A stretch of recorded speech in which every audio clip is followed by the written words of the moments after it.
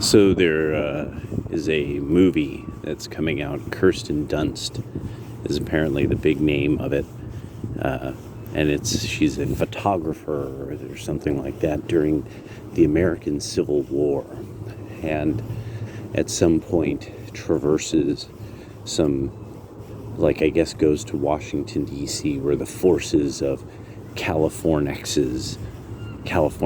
slash Texas in Western America is taking over Washington, D.C. Now, of course, anybody who's a sci-fi buff or anything like that immediately is sitting there going, that doesn't even make sense. Like, immediately the plot, like, is like, that doesn't really make sense. And of course, this would require reading science fiction, the idea of, like, having some kind of understanding of both American history and just any part of history to some degree, but just also modern warfare, like and the various video games that have existed that have touched on such an idea, sci-fi that's a part of the future history, like Cyberpunk 2077. Similar, that not exactly, but you know what I'm saying. So it's just, I've just got this feeling that it's just going to be this, like, a miss that on top of it, there they go. I was like, where's all the, like, there should be huge amounts of geese around this time of the morning. Apparently they've got something better to do than entertain me this morning. But it was also, I kind of was sitting there like, wait a second, so she's some kind of photographer, and then it's like, oh, I thought reporting on the war zone, would be a warning to people to stop doing it. This is going to be rife with kind of the misunderstandings about population groups, and there seemed to be a very generous use of seems to be a rather generous use of CG and special effects, and and it's just I'm just getting this feeling almost immediately that it's okay. There was once a movie called Showgirls, and it was sort of at the very beginning of, like, when women thought it was cool to be a stripper in the 90s. And dudes would, date a stripper, and then they would find out the hard way, So that movie ended up, it was so bad that you would watch it, like, ironically, like as a comedy. Eventually, Showgirls became so popular as an ironic comedy that it has a box set. I bet right now people are like, no way, and eBaying that bitch. But it was, so, okay. I'm thinking that this movie is going to have a quality that is a bit like that. That it's going to be bad in a way that it's, like, ironically bad, and that the characters are preposterous and the events are preposterous in a way. Because I started to then think about it. I was like, wait, okay, then as compared to what? If so you're critiquing what you see as compared to what? It's like, oh, because the idea of Civil War would not be sexy. It would be people dying because they're exposed to their own poo-poo. That's what mostly would be. It was just these really not awesome scenes of people dying of dysentery, and people just not knowing how to keep fires going and boil water, or lighting a fire someplace that they shouldn't and killing themselves, or all the many ways that we could kill ourselves if we didn't know, what you shouldn't do with certain technologies, or surviving once lights go out in general. That's the thing. That's what would happen. It was that any place that has like, about 20,000 people or more would almost instantaneously have to start worrying about their poop. Where's our crap going? And yeah, so it wouldn't be like, oh, and now these forces are doing this, and then I even thought about it, and I'm like, wait, it kind of rolled through my mind again what I saw, and the outfits. Like, there were a lot of these people that their uniforms were clean.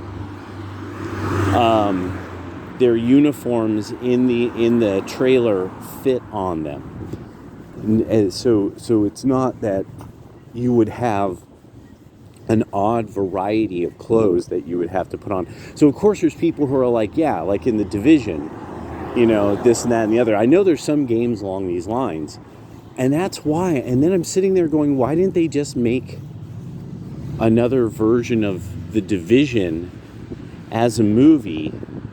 Kirsten Dunst could be like the voice of animated Kirsten Dunst.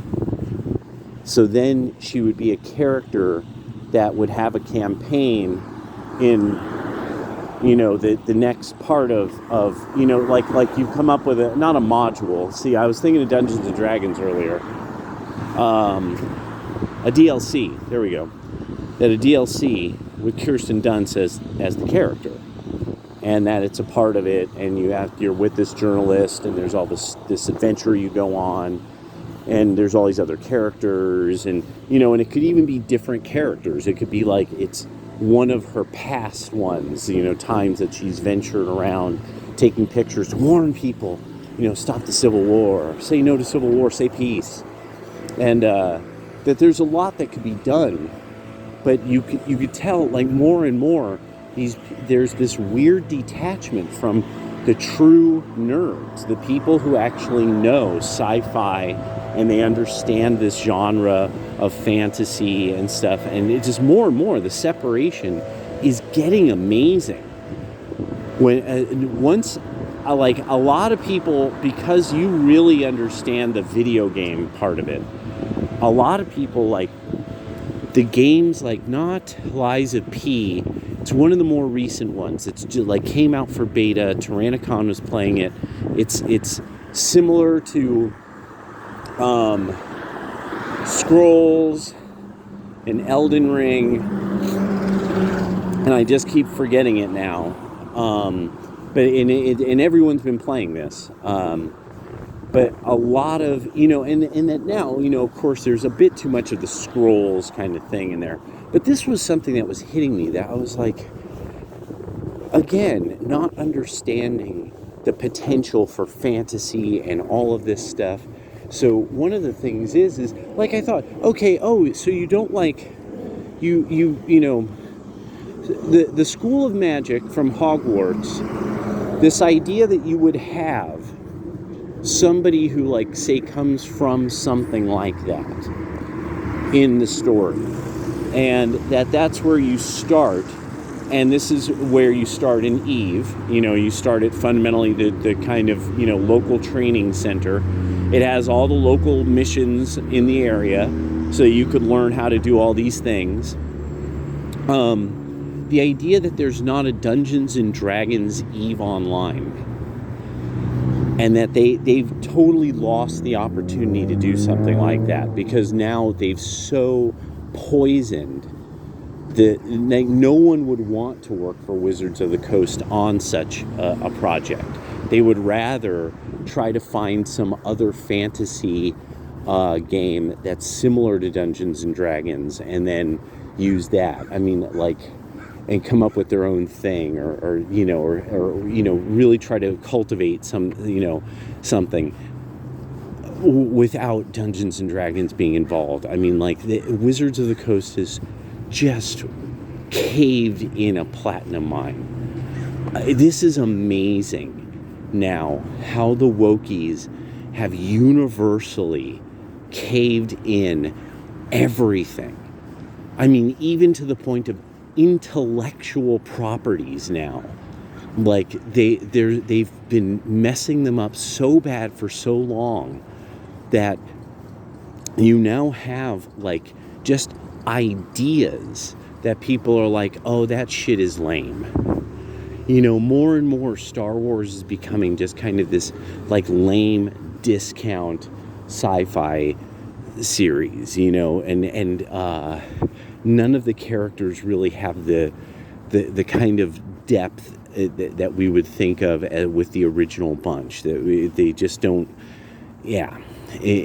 Or it's associated with the cartoon period, and so it's just now this thing of like, okay, so there needs to be something new, but you have all this great stuff that's old, and all you've got to do is do it right. All you got to do is do it right. You have often about a decade or two's worth of stories already written for you and usually laid out in illustration, in color illustration for you to work with. And it still can't pull it together. Refusing. And what it is, it's a refusal. It's a refusal to actually tell the story of that universe. It's this thing, and then won't use the expanded universe. So it's not that Dungeons and Dragons, they're not, why not use Forgotten Realms? Like somebody was telling me that such and such video game was actually Forgotten Realms. And I was like, oh, that's fucking cool. They're good to know. I kind of had wondered. And I think maybe it was Skyrim that you guys were telling me is actually Forgotten Realms or something. But it was just, I've just been rolling this around in my mind, just the what a weird time to see. I mean, I think really, like, people are going to look back at this and be like, this is so bizarre. Like, they have a platinum mine here, and they can't, and like, people don't want to touch it. Like, people don't want to touch this IP now. They can't sell toys. They can't sell comics. So like they can't figure out how to come up with something so that they have a print thing that it's collectible. It keeps the IP alive and valuable, and that destroying the entire value of the IP. I'm like just and that the whole idea being like, well, I mean, why don't you guys come up with like the hero you really think is cool? Like, I mean, there's somebody has had to have come up with this. Like this is the, and it still doesn't work. Like I think it was like America Chavez was an attempt at this, and it's like a once again indefinably superpowered character. It's like you're not really sure what this person does, because it doesn't really make sense. The name even, like just nothing about it makes sense. So I don't know. And that you're not seeing like then this show up in the video games, like, like remember Marvel vs. Capcom could sell today. They could make a fortune on a Marvel vs. Capcom but I mean, well, sort of. I mean, you know what I'm saying? Like, if they had some immense number of things, like I thought about Dungeons and Dragons. I was like, okay, not only do you have this gigantic map, then you have the ability, because of the way that the game was set up and the backstory and lore was set up, you then have multi-generations of the same map, different eras of the same map in Dungeons and Dragons. Then you have the Forgotten Realms part of Dungeons and Dragons. Then you have all the ways you could cook it. So you have the PvP one-on-one game that's like a fighting game, Then you have the straight up third person, or first person kind of game that you're doing all kind of, I would figure third person, that's how I prefer it. Don't even, and then modding things in, there's, I mean, a platinum mine. They caved in a platinum mine. And and the legacy, yeah, I'm blown away by it. Like, it's somebody who that I'm sitting there going like, no, people who are in this industry, they got to be really smart. They went to college, like they got to, I mean, I'm just a fan. They've got to be working on something like this, and no.